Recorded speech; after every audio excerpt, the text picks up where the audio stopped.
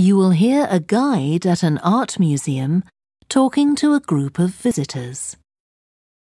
First, you have some time to look at questions 11 to 16.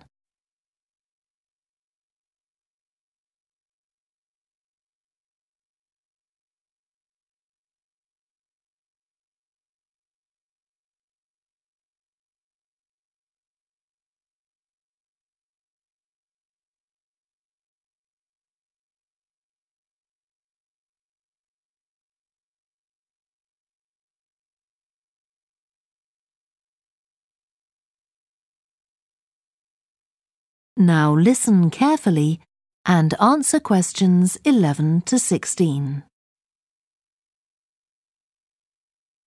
Good morning and welcome to the museum, one with a remarkable range of exhibits which I'm sure you'll enjoy.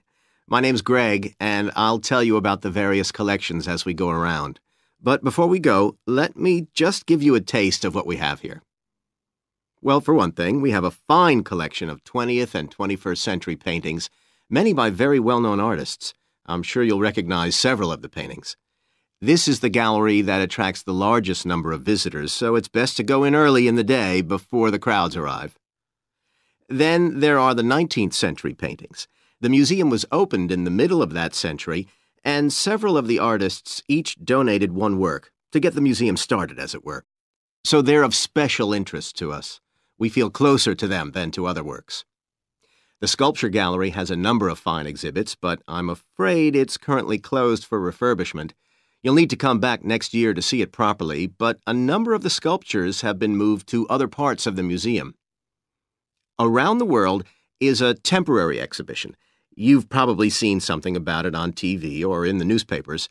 It's created a great deal of interest because it presents objects from every continent and many countries and provides information about their social context, why they were made, who for, and so on.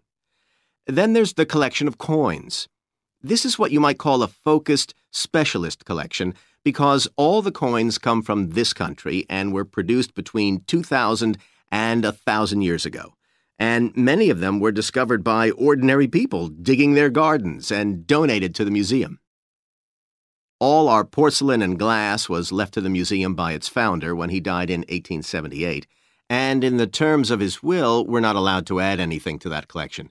He believed it was perfect in itself, and we don't see any reason to disagree.